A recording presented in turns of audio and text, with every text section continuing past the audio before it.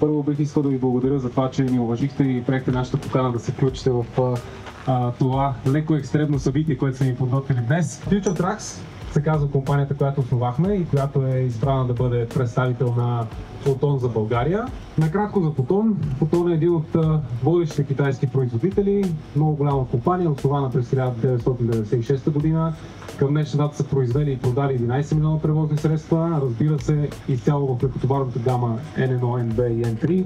Накратко ще ви разкажа за портфолиото. Започваме с пикапите. Един от моделите, които днес ще може да тествате, G7 Tunland. Поръчали сме вече около 35 бройки, имаме 5 тестови, 3 от които са днес тук.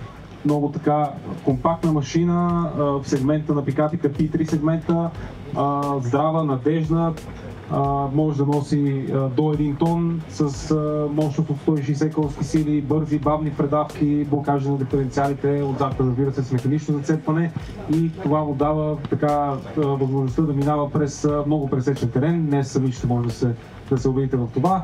V9 е, бих казал, по-пасажерският ни пикап и решение. От него също сме поръчали доста бройки.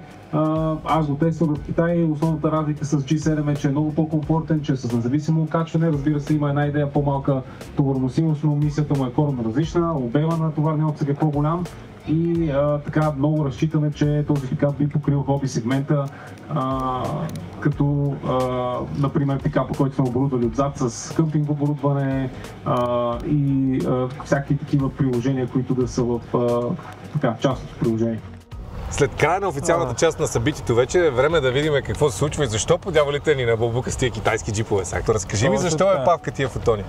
Ами, тия фотони, като цяло сме ги докарали тук, за да покажем на част от медиите и хора като тебе, които са фенове на офроуда, че китайците имат напредък в технологиите и че могат да предоставят нещо, което е на по-добра цена, а пък да има същия перформанс. Официално ти си вносител на това? Официално нашата компания е вносител на това. Аз работя за Future Tracks, това се казва компанията, и тя ще отговаря за този бранд и за популяризирането му в България. Добре, и какво се очаква от тук нататък? Колко модела, какви ще бъдат, доколко гаранция, с какво повече си струват Тойотите това нещо, защото страшно много прилича на Toyota първа точка, ако трябва да сме откровени. И предполагам, че има взаимни точки, но с какво примерно се отличава от това и какви са му предимствата? Ами, този модел конкретно Tunland G7 е точно в класа на Hilux. Пикап, да. Нещо, което в България не е разработено всичко. P3 клас, има разбира се по-голям брат, тъй наречения Tunland V9, който за него вече се записал. Ти се записал за него за тестове. V9-ката е по-голяма, тя е с независимо качване, вози по-комфортно, носи по-малко, но за сметка на това е по-ориентирана в частния сектор. Докато това си е работна машина, идеята е да служи на компании, на индустрии, където трябва да товарят, да носят, да минават през пресечен терен. И като цяло предимствата са му, че е на много добра цена, предлага много добро задвижване към двигател, ZF скоростна кутия 4x4 с блокаж на задния мост, съответно проходима машина, съвсем добре преодолява всякакви наклони, има бавни предавки, така че може да се справя почти през всеки един пресечен терен и идва с 5 години гаранция 200 000 км, което гаранция за китайски производител смятам, че е доста сериозно. Добре, ще има ли различни версии като двигатели на това? Не, един двигател и в този и в другия модел обаче е хибрид. Ще го тунинговаме ли? Ами един такъв съм подготвил да го тунинговаме, да видим докъде мога да докараме. Отключиме компютъра да видим какво може чугаме. Ами китайците твърдят, че до около 230-40 коня самия мотор няма абсолютно никакъв проблем, защото това е камионски мотор с камионска скоростна кутия, сложени в лека кола, лекотоварна кола. Турбото позволява ли или още не си проучил? Ами как гарет турбина би трябвало да позволява, не знам. Ти ще кажеш. Това е ZF кутия? ZF кутия. 8 степена. 8 степена. Позната е на всички, здрава на куче. Да. Там проблеми няма. Задвижване отдолу мостове? Боргварден са раздавките, мостовите са си тяхна разработка. Всичко се прави между другото в Китай. Дори двигателя, нищо е Cummins, той е произведен в Китай. Имат си собствен завод, в който на минута и половина варят двигател. Но всички роботи вътре са заготовка за пица. Да, като пици. Точно така, като Доминос ги варят. Минута и половина. Но като цяло всичко, което се прави там, се прави с немски роботи. Това, което най-много ме впечатлява, аз очаквам да отида в Китай, да видя китайска роботика, китайски технологии, а хората, те си работят с европейски компании, с световно добре познати компании и заводите си направени. Добре, при толкова голяма подготовка, минута и половина мотор, това означава ли, че китайците са се подготвили да има голям пазар за това нещо и популярно ли е това нещо? Китайците са произвели 11 милиона превозни средства, тази компания конкретно Фотон.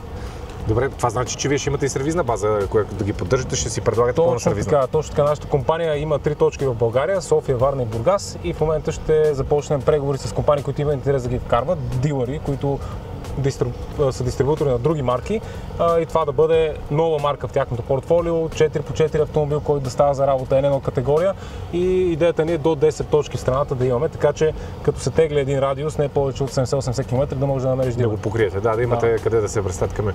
Това е много добре, защото в България на пазара все повече липсват автомобили и пикапи, които всъщност автомобили по-генерално, които да са здрави и издържливи, да издържат извън гаранцията, да не е просто въпрос на казали са 2 години, след 2 години приключва и след 2 години, 1 месец той вече на парчета. Това като гледам как го биете днес тук в тревата и направо се очудвам, че все още издържал. И имайки преди, че знам как ни кара и палатката, защото му бях дал палатката. Всъщност те джипки, това, което ще разкажем след малко, докато сме намислили да се повозиме и да отидем там в далечината горе. Но искаш и преди това да ми направиш едно кръгче, преди да сме тръгнали нагоре. Разбира се. Да видим за какво става въпрос и за вола на първо усещане, защото аз до момента не съм си качвал на такова чудо. И буквално искам да седна да го усета какво има и какво няма и какво няма ми хареса, и те предупреждавам от сега, че ако не ми хареса, ще ти кажа.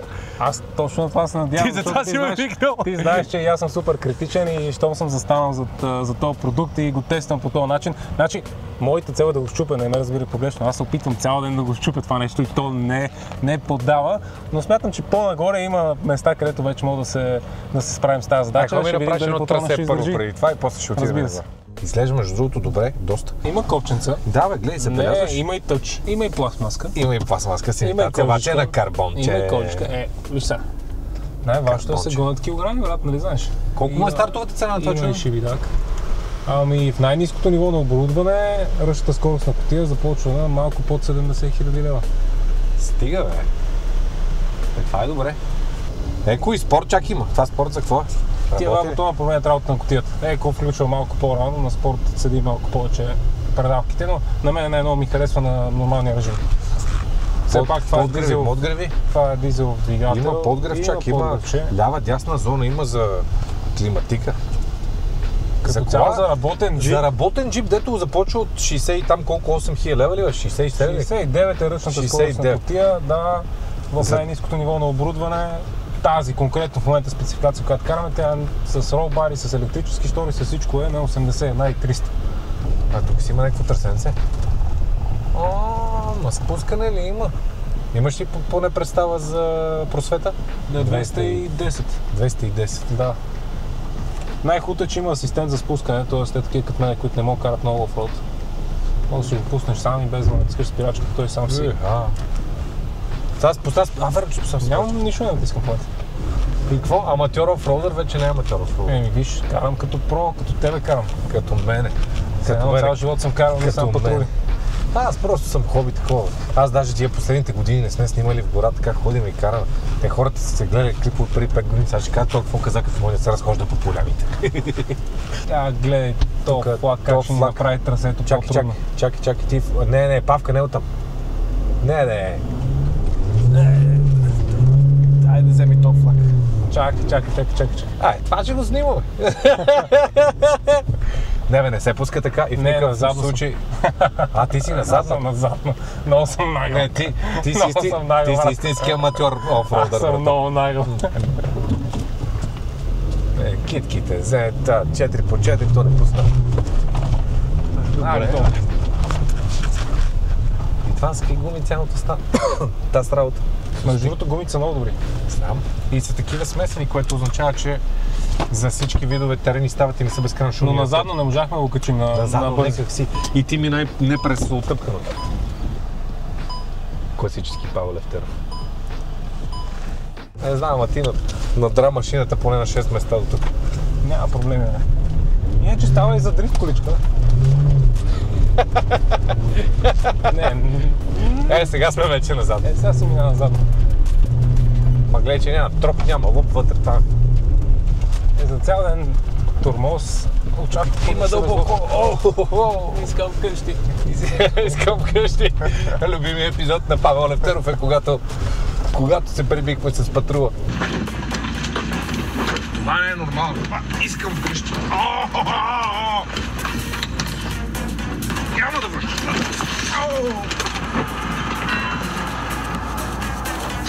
И започнах да викам отвътре, искам вкъщи. Добре, какъв е плана сега? Плана е да се опитаме да го щупаме горе. Горе? Дай да си намерим по-далечна точка. Нямаше ли по-далечна точка? По-далечна точка, мога да отидем нагоре в планината вече, към Кремиковци. Тръгвам аз първите 20 метра и викам няма какво да стане. Няма какво да стане, само дето нещо стърже. Викам кога падна моста, кога се качих. Нашия събрал оградата тук. Ей, покани ме на културно събитие, вика, ела да покараш. Ела да хапнеш бургери. Такива бургери не си ял с жива тел. Чакай. Значи сега доматито. Доматито, той ще го приберем. Той ще го върнем на желязо да изкараме някой лев после. Първи метри в фотона. И вече се клатиме. Обещаващо. Ще м***ма майката, Павка. Давай.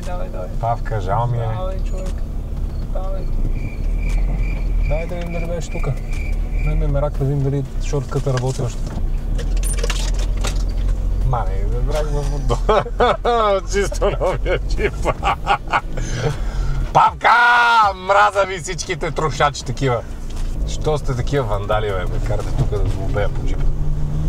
Нямаше ли по-широка поляна да минем? Не, аз не знам дали сме тук, въобще. Късно е вече, дойдохме. Нали знаеш принципа на офрода? Влезеш и не се връщаш. Щото зле. И всяко. Така я знам ко. Тук вече няма никой. Не ставаш за навигатор. Двойка. Не знаеш, офрода било най-скъпия начин да отидеш Там, където нямаш никаква работа пак. Да закъснеш. Имаш ли булкажи? Я пускай тук булкажите.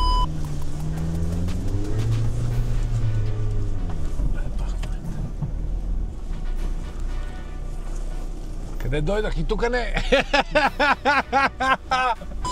е. Не е тука пътя.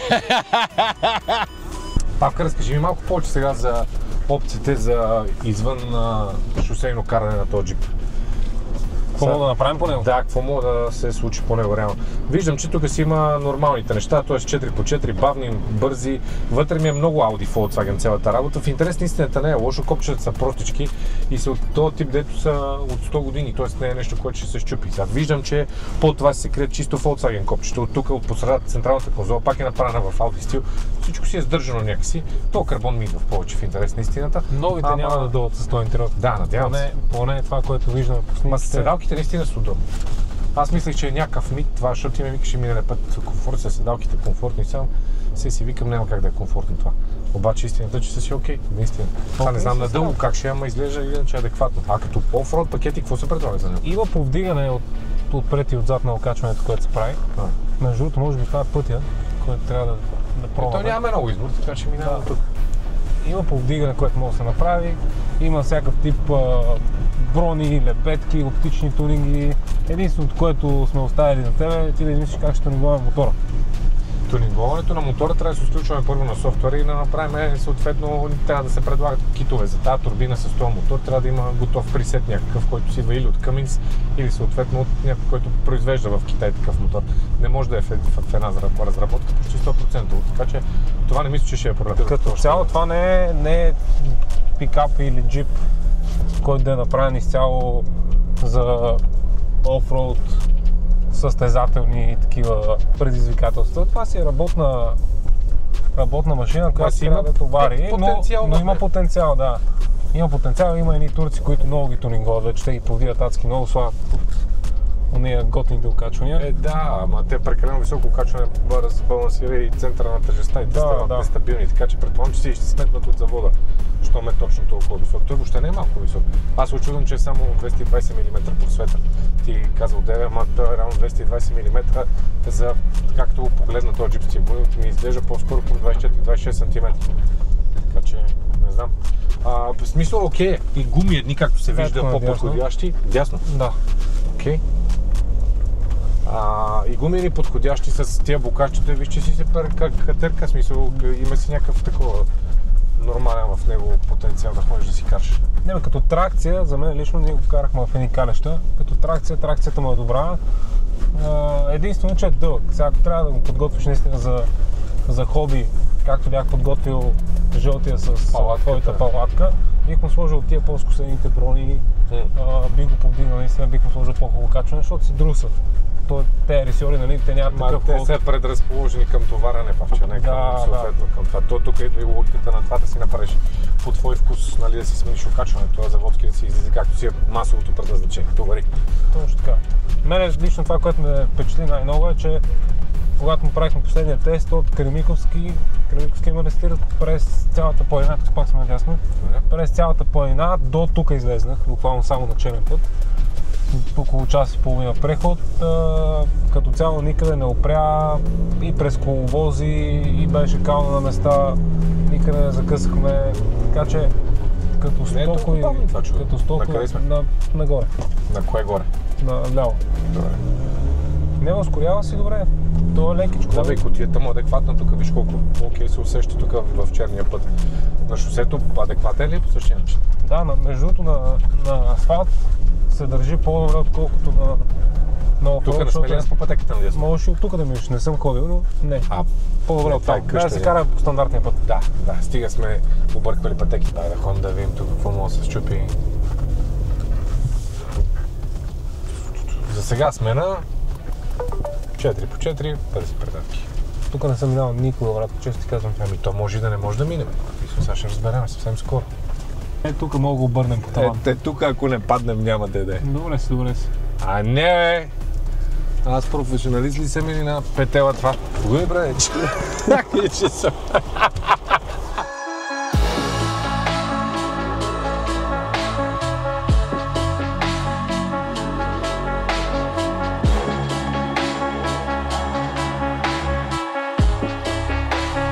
Кажи ми за големия брат сега. Големия брат, според мен, тук ще ме малко по-тегъл, защото е по-дълъг. Той е доста по-дълъг. Той е по-голям. Той е по-голям, но пък има заключване на предния прицел. Аз тук не виждам, не усещам да страдаме никъде. Ти видя на какви места се кашихме. Лекичко. Сега, ако добавиме кал, ако добавиме сериозните терени, които са проблемни, то тогава всяка джипка, нали, започва и патрула започва да страда на 35 цикални, все такива шипове, като не е готов. Но истината е, че средно умерените джипове, съвсем сериозен са, средно умерено подготвените джипове, които имат възможност за диференциално заключване, които имат възможност за блокаж, които имат място за лебедка, което са всъщност и тези са прекрасни за подготовка с лебедка, са най-добрите, защото в зимните условия, особено най-тежките са калта и снега. Там килограмите са определящ фактор. Дали имаш блокаж, също определящ фактор. Това на какво налягане и с какви гуми си определящ фактор. А тук нищо не го спира. Смисъл, калните са му големи, повече от 35 гума. Ще събере ли това човек? И според мен да. Тогава... Този отпред другото е с твоите фанци. Екстра. Това значи, че джипката си събира някакви неща. Смисъл, взима си реално и по-големи гуми, може да си направиш просвета по-добър, можеш да си направиш окачването aftermarket, т.е. ти можеш да си направиш от пикап, който може да си возиш с него палатката и да ходиш на такива леки излети, до нещо на което да се качиш на пълен офроуд и да си го караш на целата, съответно. В извънградски условия ти виждаш, че грам не му липсва сила. На всичкото отгоре с 8-степенната кутия това ще бъде супер икономично, което означава, че ще го направи практичен за ползване за другите хора. Ако не го караш като мен над 140, това означава, че ще бъде със сигурност икономичен. Поне като правих аз тестове за икономия и си го карах със средна скорост 120-130, 7,5 постигна разход, което за товарна машина мисля, че е достатъчно добро с оглед на това, че това си е дизел автомобил, в смисъл нито е хибрид, нито е... Нали, по никакъв начин няма нещо да му помага на този мотор.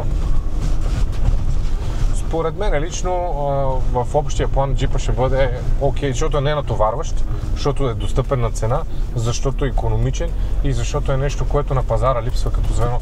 Реално това може да те закара там, където кемпер никога не може да си помисли да отиде. А ти за да искаш да отидеш някъде на офроуд с преспиване, с такъв готин автомобил, който да може хем да те превози тебе и още двама човека отзад, да го напълниш догоре, да си направиш кавчетата, да си прекараш мивките, да си прекараш барбекютата и другите неща. То на тебе, за какво ти да пръскаш едни? Ето Dodge Ram е със същия джип, представи си го, че е същия пикап. Каква е практичното приложение на Dodge Ram?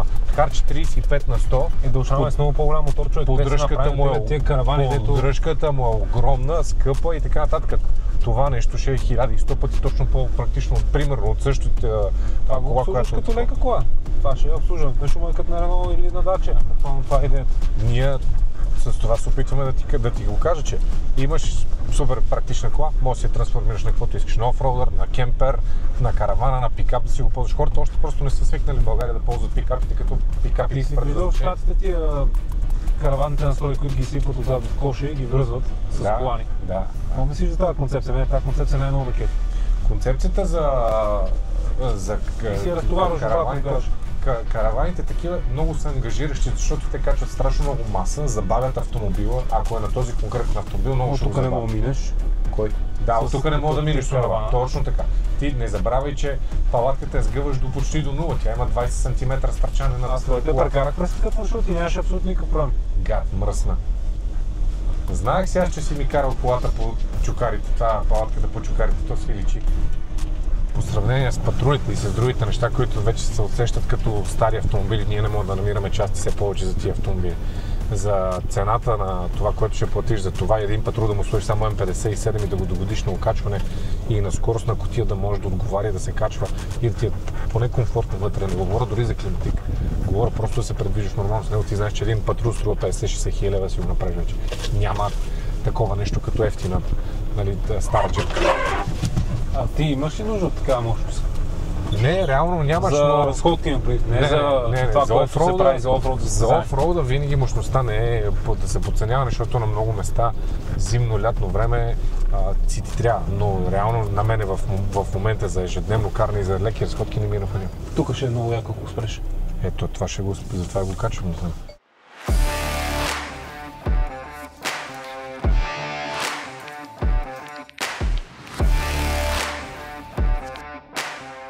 И какво? Нека си професионалист да ми щупи пикапа и даже това не може да се опреше. Мрънкаш ли? Оплакваш ли се нещо? Ще се постарая повече. Ти като неш твоите коли, в какво състояние ти ги връщам? Насипнал! Всеки път е насипнал. С тебе няма прошка. Стигахме до тази постичка. Тази постичка всъщност една палатка ни липсва. Една от малкото тук такива местенца спокойни наоколо. Можеше да минем по другата, просто пада слънцето днеска. Много късно се сети да снимаме, защото имаше много гости и много мероприятия. Да го пробват пикапа, хареса им. До последно газ. До последно даваме газ. Сега не е късно, надолу може да се опитаме да пак го щупим. Да го превъртиме през таван. Нищо, ще се опитаме и другия път и в друг епизод. Виж ти впечатлението, откровено? Откровено впечатлението ми е, че е за пари цена около. Честно. И ще ти кажа защо. Общата комбинация от многото му функционалност, това, че можеш да си фърлиш 4 турби цимент, това, че можеш да отидеш някъде да си напазаруваш нещо по-крупно събота и неделя, това, че можеш да му опънеш палатката отгоре, това, че можеш да си го преработиш от пикап в офроудърче, да си направиш всичките неща от такава голяма тип американска палатка, която е цяла, през нещо малко, да си отидеш директно събота и неделя, просто се повършиш, да отидеш през понеделник сутринта да запалиш и да не ти пука. Това е работен кон. И работният кон е с добро приложение. Просвета му със сигурност е 220 само и единствено до предния мост. Да, го 210, ама... Да, ама е до предния мост, а не е всъщност до това. Да. Защото ъгъла на атака и ъгъла на спускане, както видя преди малко тук, като се мъчихме да ги нагласяме, нещата въобще не са толкова аматьорски. Ама мина от места, където ти не вярваш, че очаквах, че ще оставим праговете. Да. В интерес на истината да му попадне 5-6 места. Но в интерес на истината е добре. Кажи нещо лошо, айде, кажи нещо лошо. Ефтино е отвътре. Ефтино отвътре, обаче... Но за работно приложение. Ефтино отвътре, мотор си му е достатъчен, аз мисля, че моторчето много ще се е такова, обаче пак с 8HP, това доказва още един път, че 8HP кутията е направена за много широко приложение от автомобили. И това не е лъжа. Тя виж, че не се усеща никъде да е кът. Дори тук не пуснахме бавните, забелязали, че карахме през цял. Никъде не сме пускали бавните. Да, не само на това. На това много стръмно, където беше. Трайлчето. Трайлчето, леле, едва трябва. Ще ви очаквам на октомври месец на 3 и 4, ако нямате друга работа, защото ще организираме след Бетка БГ един траял, в който официално всички са поканени, които гледат този епизод. Поканени сте всички официално да участвате, да гледате. Ще има съвсем скоро страница, на която ще можете да запишете. Ще включим и с пикапите. С пикапите ще присъстваме. Първо и второ съм ти приготвил една изненада. Изненада, но няма да издавам още. Добре. Който дойде ще види с какво ще се мъчим и с какво ще се забавляваме на този ден. Фотон, кажи за представителството, къде мога да ви намерят. Ами в София, околовръстен път 757 в базата на Буавто. Може да дойде всеки един, който иска да види пикапа, да го вземе, да го тества във всякакви условия. Ние не сме от компаниите, където казват не мога да караш офроуд, а само на асфалт. Искаме точно тук да се тества пикапа. Аз един тест на един Вранглер. дет ми казаха да не го карам никъде. Помна и за от мотофоя бяхме взели от Range Rover този, когато излезе Discovery-то новото. И си спомням тогава, че ни казаха да не ходиме в никакъв случай, нали, на някакви бесни офроуди.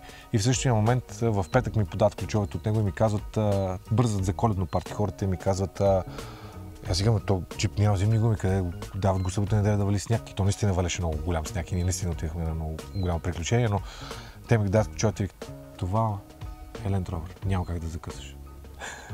И истината, че той почти никъде не се отказа, но самия факт, че ме погадаличкаха по този начин ме накара да отида да го пробвам, но вие определено не сте от компаниите, които отказват тестовете на автомобилите, там мога да го потвърдя тук.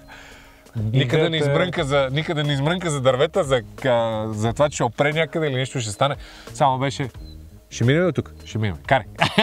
Това е идеята. Идеята е те машини да се тестват в нормалния хабитат и в условията, за които са направени да се карат. Много яко. Аз се замислям сериозно дали да не си оборудваме една такава за слушател на колата си. Аз да си мъкнем губи. За събота и неделя за серес кефти, за серес кефти, за палатка. Така ли? Да. Ще ми има ли там лика името? Така. Написано. Ще има. Тя на тази ти беше написана. Що го свали? Защото трябваше да го претапицираме. Спираме да снимаме епизода, това беше всичко. Това, което сте видяли, нищо не е вярно, всичко е платена реклама. Шегата на страна, ако ви хареса този епизод, нали знаете какво да направите и ако се интересувате от джипките, знаете къде вече да ги намерите. Аз съм Шонди, това е Батко ви Павел Левтеров, с който обещам да направим поне още една интересна разходка или преход с палатката. Не, вече с предизвикателства, трябва този път да... Защото всеки път си приказвам и никой път не го правим, аз затова вече не смея да ги казвам тия работи. Ама, щом има първи епизод, ще има и втори. Казали сме. До следващия път. Чао!